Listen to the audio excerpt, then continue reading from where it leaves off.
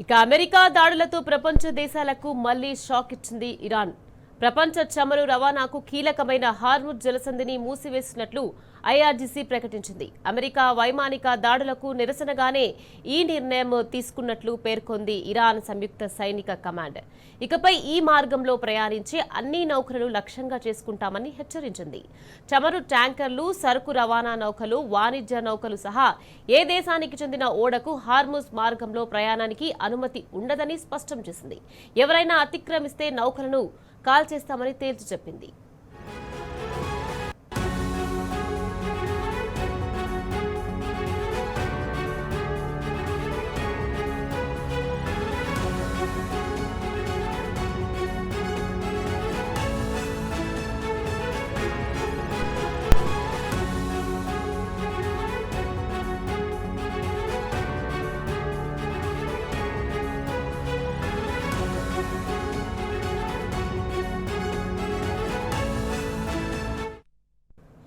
నిషేధాన్ని ఉల్లంఘించి హార్ముజ్లోకి ప్రవేశించేందుకు ప్రయత్నిస్తే వినాశం తప్పదని ప్రకటించారు ఇరాన్ సైనిక అధికారులు.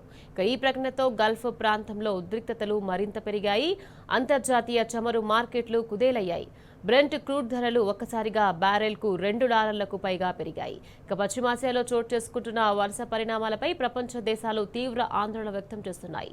చమురు ధరల పెరుగుదలతో పాటు రవాణా వ్యయాలు, ద్రవ్యోల్బణం, ఇంధన సంక్షోభం మళ్లీ తలెత్తే ప్రమాదం ఉందని ఆర్థిక నిపుణులు హెచ్చరిస్తున్నారు.